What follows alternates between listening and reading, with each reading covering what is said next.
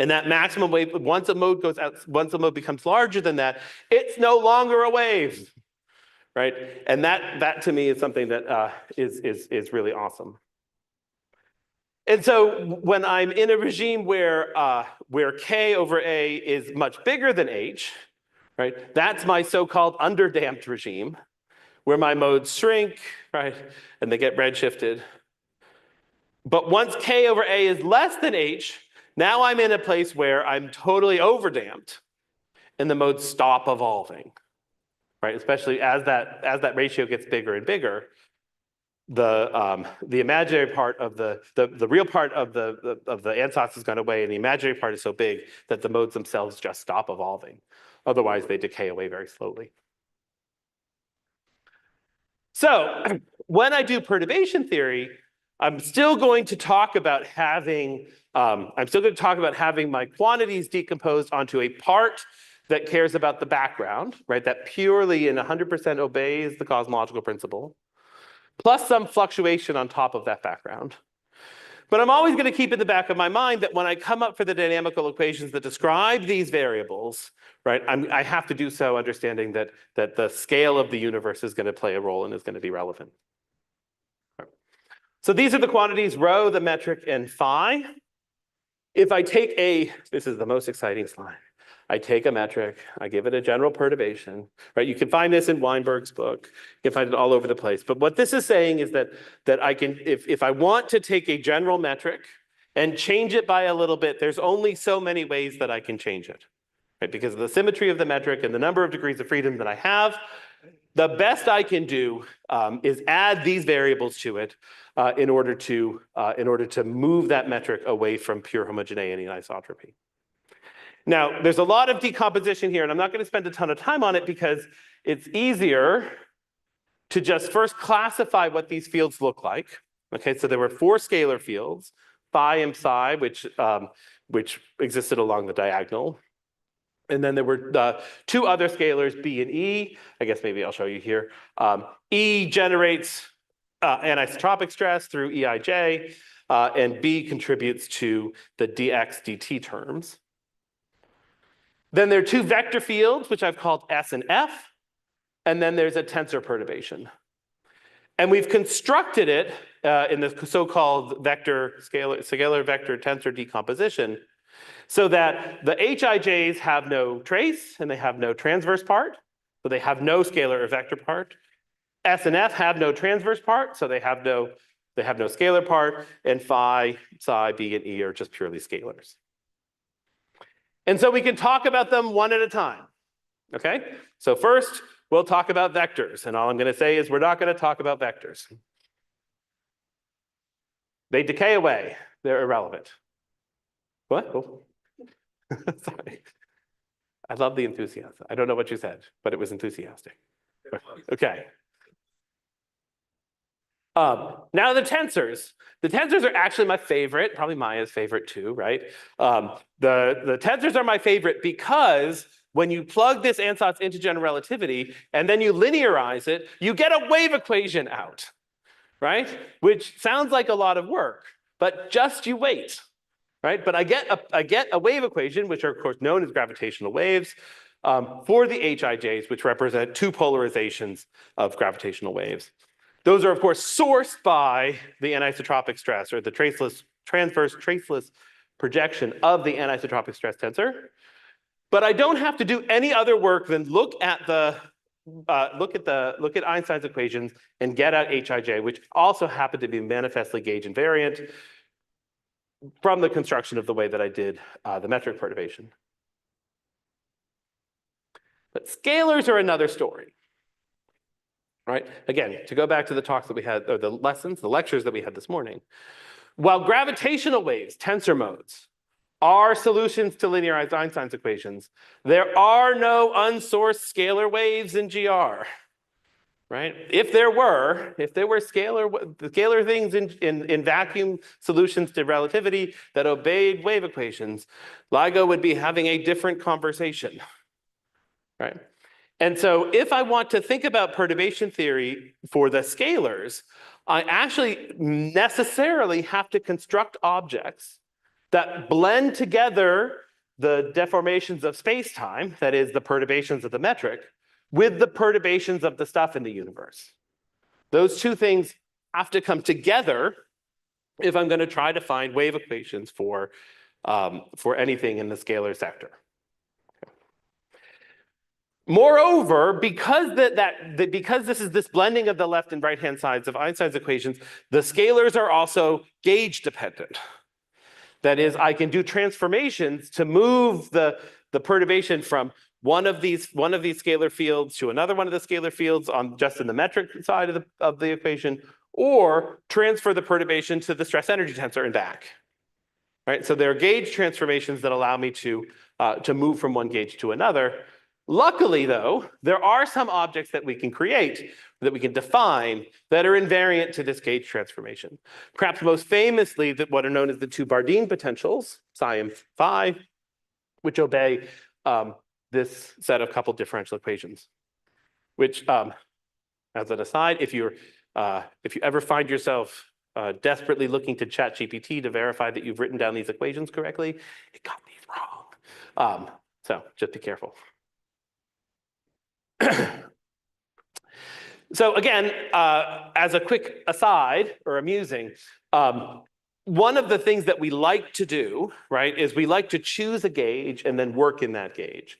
And for lots of cosmology, that gauge ends up being something like Newtonian gauge, where I set those two E and B fields to be the same, and so I only have perturbations along the diagonal parts of the metric. I'm just, as an example, going to take psi equals phi, so the no anisotropic stress limit of this, and put that into Einstein's equations.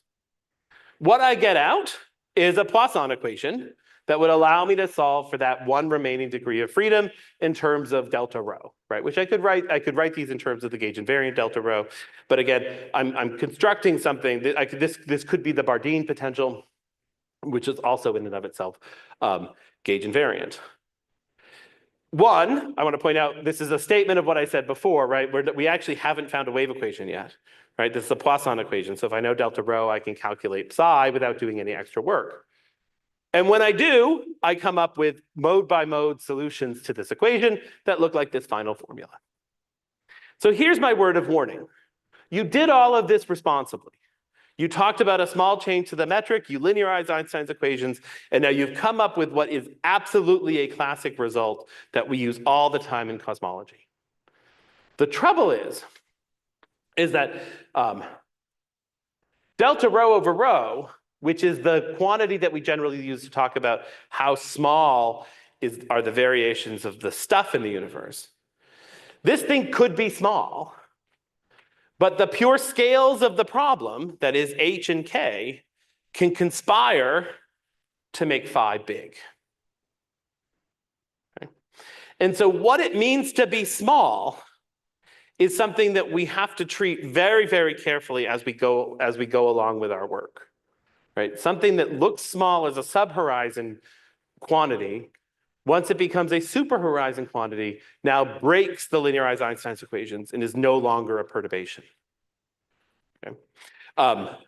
Again, I don't have this in the slides. In contemporary times, what we generally say is, what you always have to check is the violation of the linearized Einstein's equations. But you can see how this is a problem for inflation. Because if I wanted to do cosmological perturbation theory for inflation in Newtonian gauge, I would start off with something small that's subhorizon. As those modes grew larger than the horizon, suddenly there will be a point at which I break the linearized Einstein's equations.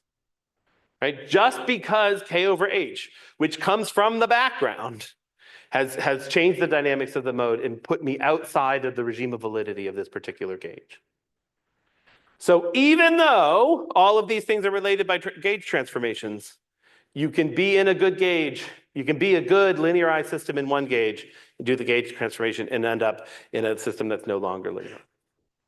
And it's something just to be very carefully aware of.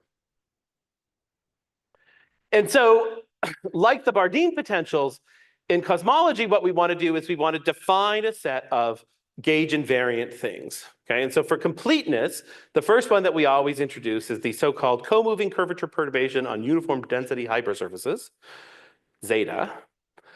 which you can see is made up of one of the gravitational fields plus delta rho. This, I'm told, is useful if you're talking about actual constant density hypersurfaces where delta rho is equal to 0, because then it's just the lapse. And you can rewrite it to, I have never used this gauge, so I include it for completeness. I don't like this gauge because delta rho has too many terms, and I'll get to that in a second. One that I do like, and I think one that is most common for early universe physics, is the so-called co-moving curvature perturbation. And now this looks awfully similar, and that it still has the psi function, which I called the lapse a moment ago, and I did not mean that. The psi is the diagonal perturbation in the spatial slices. So which is related to the 3 curvature of my spatial hypersurfaces. So it has the psi field, and it has this thing called delta Q, which is actually the perturbations to the momentum. Okay, that these come from the 0I components of Einstein's equations, where if I can write down the 0I components of the Einstein's equations as the divergence of some scalar, delta Q, then that scalar delta Q is what contributes to the co-moving curvature perturbation. Okay. That is a lot of words to say something which I think is more summed up by the simplicity of the equations that underlie them. So if I'm talking about a scalar field, rho for a scalar field has, again, 3 terms. One of them goes to 0 because I'm talking about inflation and therefore the gradients vanish. But I have a phi dot squared and a v of phi. If I linearize about the background, I end up with 2 terms that contribute to delta rho. Right? There's phi delta phi dot delta phi dot, and dv d phi d phi.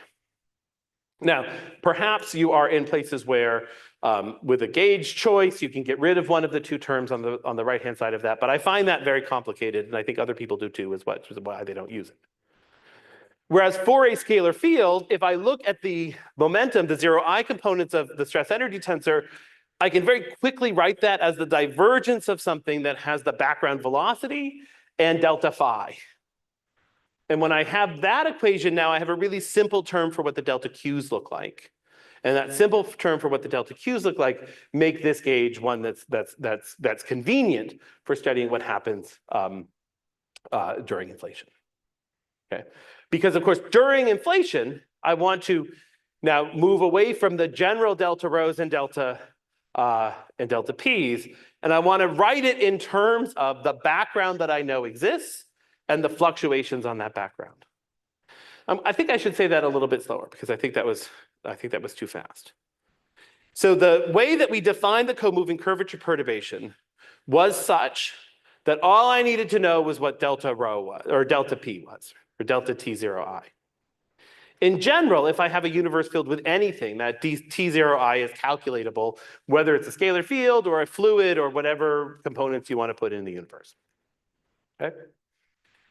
But if I'm talking about the inflationary paradigm, well, now I'm in this place where my field is slowly rolling down the potential. And so I can now linearize about the inflationary background by linearizing about the scalar field trajectory, rather than writing that linearization in terms of delta rho and delta p. Okay, so I've replaced delta rho and delta p with the parts of the field that generate rho and p. This is really only good when the inflationary background, when the inflationary background can be written as can be linearized about the inflationary perturbations can be linearized about the scalar field background. I'll get back to that when we get to numerical simulation. Okay, but during inflation, this is a good thing to do because I have a beautiful trajectory that I can linearize about. And so when I take the co-moving curvature perturbation and I write it in terms of the field, I can pull out this h over phi bar dot, so h compared to the velocity of the homogeneous mode of the scalar field, and I get this combination that's the delta phi, the fluctuations of the field, and the spatial fluctuations on the hypersurface psi. Okay. Now, if this is your first time seeing this, you're like, have I really won anything, right? Like, man, I thought he was friendly before, and now he sounds like he's talking gibberish, right? Right, I've given you 3 things that we can now use as variables to do perturbation theory with. The co-moving curvature perturbation, which is agnostic to the type of stuff in the universe, can be rewritten as something that really cares about the fact that the universe contains a scalar field. And that part, now the h over phi bar, the h over phi bar dot, right? That's all background. And what I'm left with is this combination that really talks about the fluctuations. And we're going to call it Q. This is the thing that's known as the Mukhanov-Sasaki variable. Okay. And I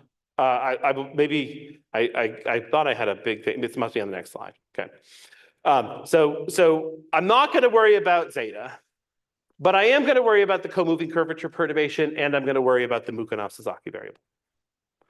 If I choose either one of those, I can use Einstein's equations to come up with an equation of motion for the modes of that perturbation.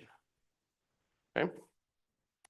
And what you see is, given either one of these choices, I end up with a wave equation that has no source, right? Which is amazing.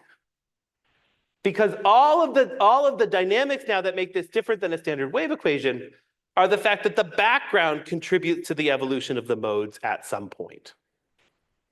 Okay? And so one could, if they wanted to numerically solve this system, there would be no problem in either studying the equations of motion for the co-moving curvature perturbation or for the Mukhanov-Sasaki variable. Right? It's just a matter of calculating these extra terms and making sure that they're present in the equations of motion. They are not Poisson equations. They do not suffer from the problem that when I try to invert the Poisson equation, I can break the linearized Einstein's equation without knowing it. Right? These are good equations where I can have some initial condition for R of k or Q of k, and I can evolve it through time. And in fact, it's going to even get smaller through time. Right? I don't have to worry about violating the linear Einstein's equations, whether or not the mode stays smaller than the horizon or bigger than the horizon. And so you have to choose one. And now here's the part. Oh, okay. Don't anybody look for a second.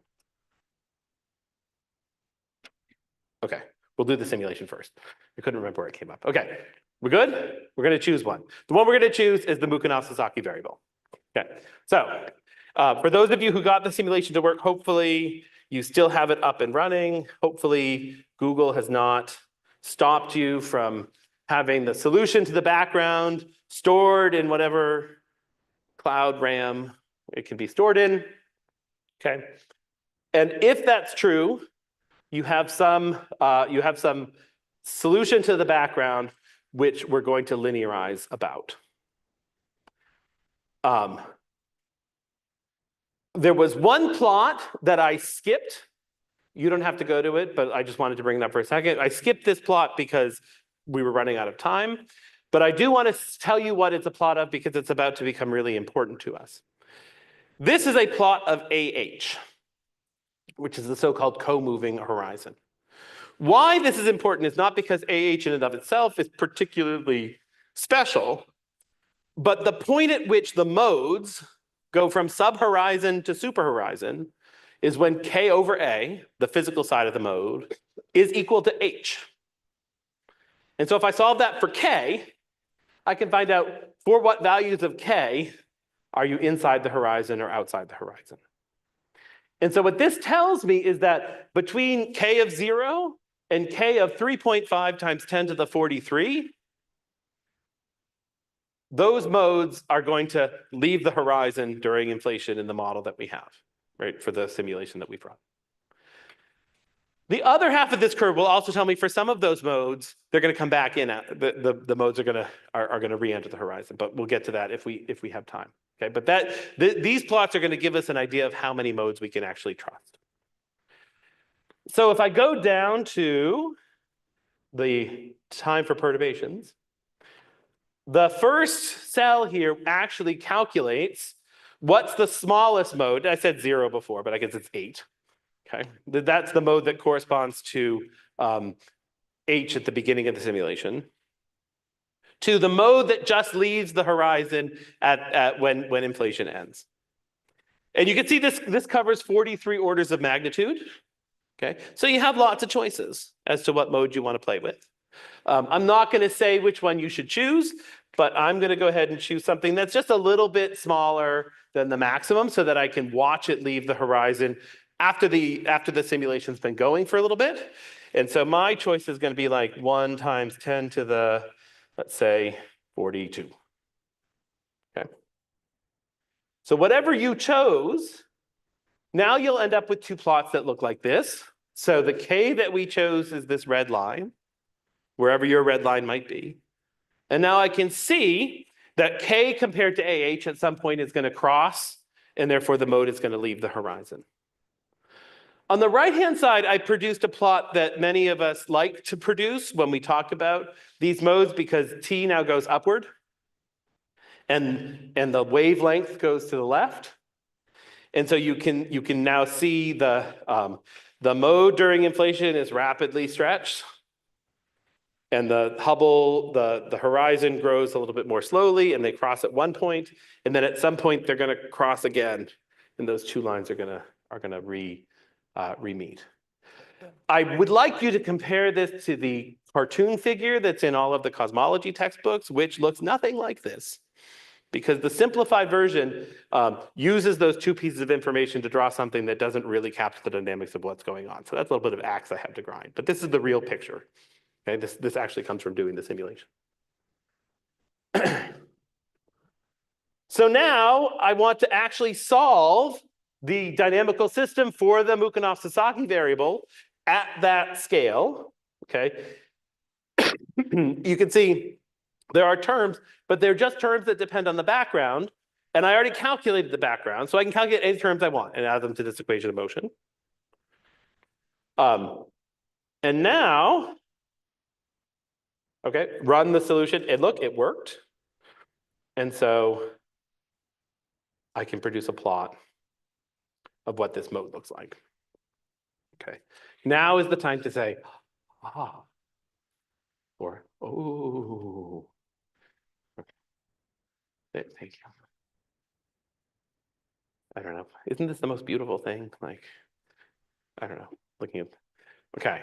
So what are we seeing, right? We started this mode when it was smaller than the horizon and obeyed the wave equation. So it oscillated up and down. At that red line, it entered the horizon. And you can see that the behavior of that mode changed when it entered the horizon, exited the horizon. I don't really know which way to go.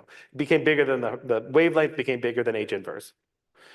And you can see that it really looks like it got stuck in molasses for a little while, right? That the dynamics of this system caused that mode to stop evolving, and definitely to stop that mode from evolving according to the Klein-Gordon equation.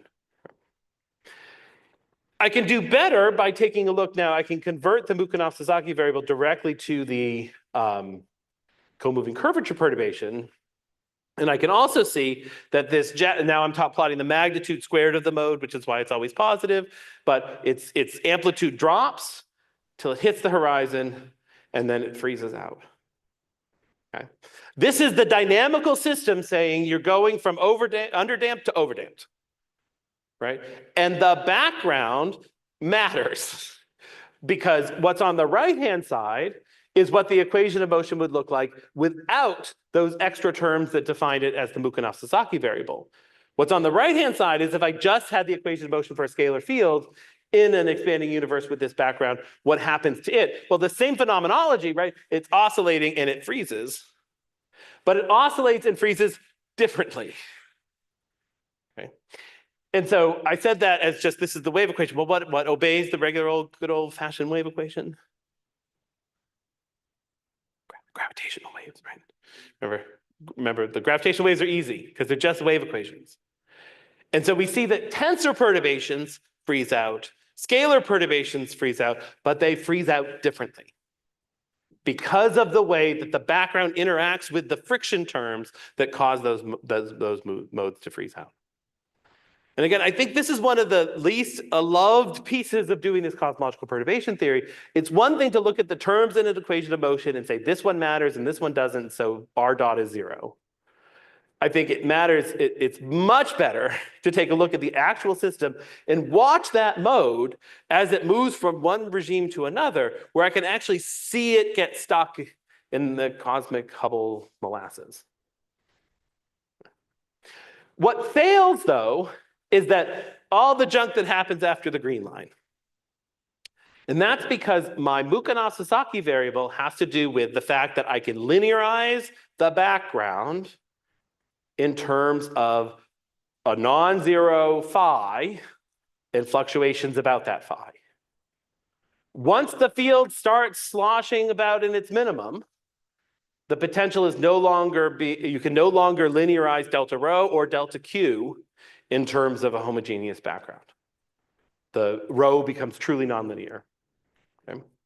And so, in fact, we have to sort of stop this somewhere around the green line, actually somewhere around where the slow roll conditions fail, right? Because even at that point, the co-moving curvature perturbation is still frozen, but the things that we calculate as delta rho and delta q that contribute to it are no longer sourced by the scalar field, because the universe is no longer purely the inflaton. Because the universe has moved on, even though this curvature perturbation is frozen out. Okay? And so that the problems after the green line are not numerical problems. They're problems that I filled the universe with the wrong type of stuff at that point. Okay. Good. I am almost done. Although, maybe the best is yet to come. I am not almost done. I will go faster. Okay, freeze out. So why is the Mukhanov-Sasaki variable so much better than the co-moving curvature perturbation?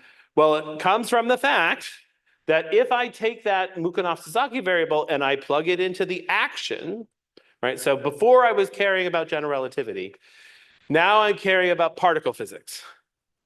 Because the quadratic action for the co-moving curvature perturbation almost looks like a canonical scalar field. But the quadratic action for the Mukhanov-Sasaki variable is the action for a scalar field. Okay, well, okay, scaled by A. But what that means is that written in conformal time, I have an action that can be canonically quantized. Okay, so those of you who've taken QFT know and love what that means, right? To be canonically quantized.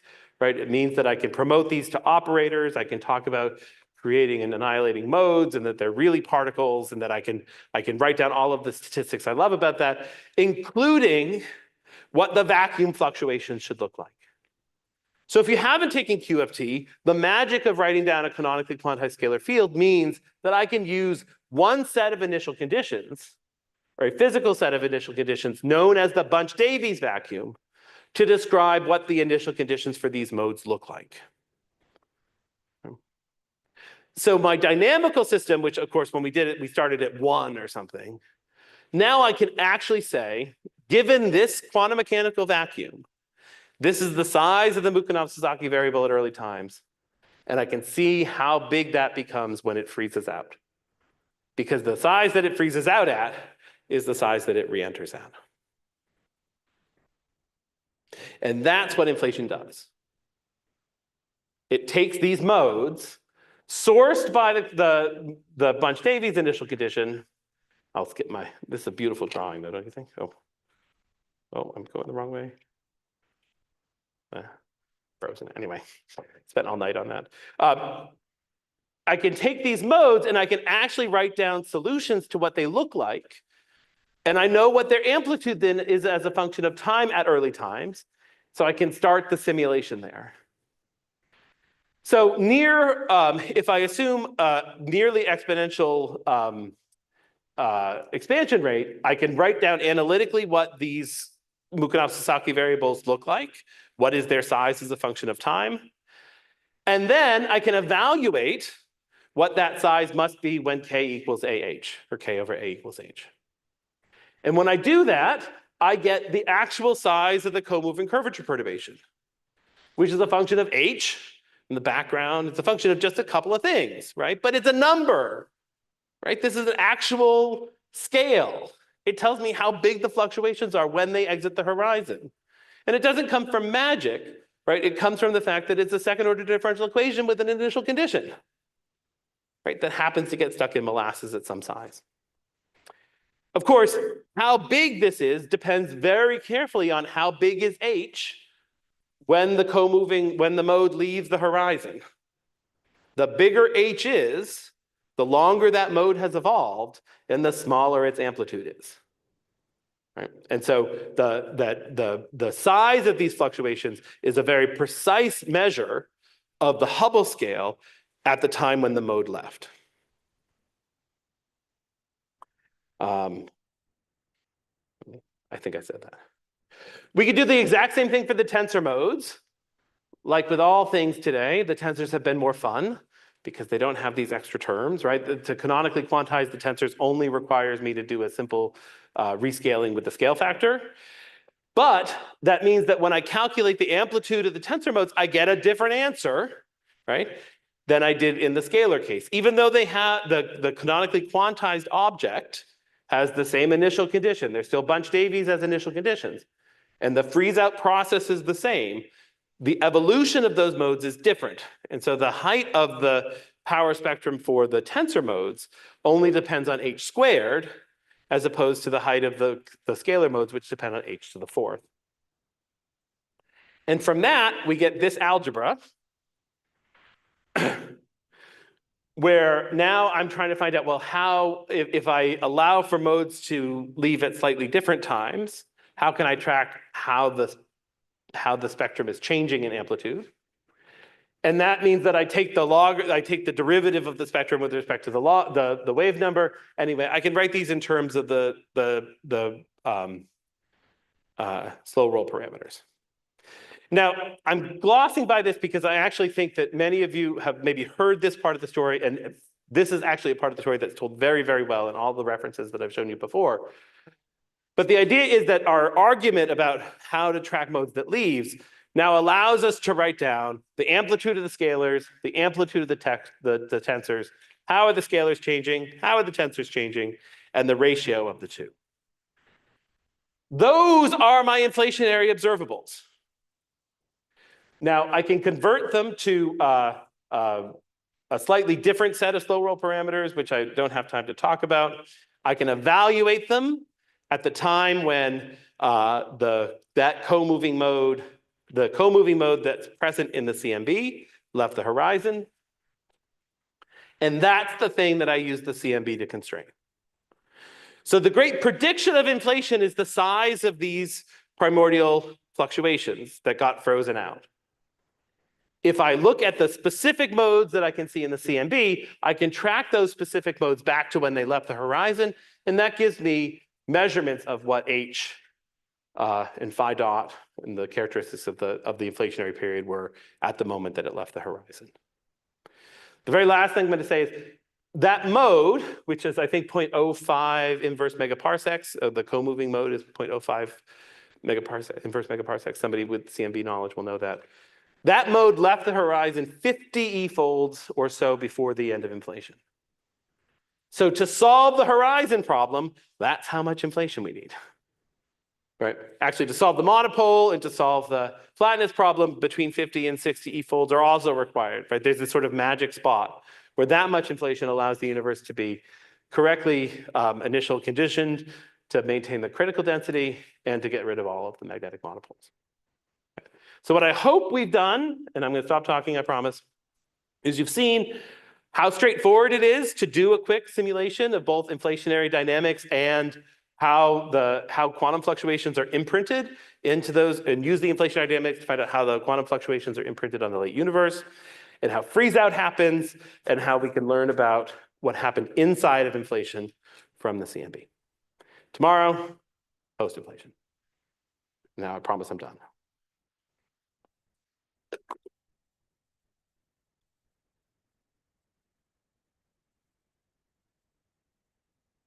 I hate to block lunch, right? But I'll be around all day, so. Okay, so good. A couple of announcements. Thank you, Tom. Yeah, thank you. Ottavio, what are we doing with Zoom? Were we closing it now and opening later again? Or we're just keeping it open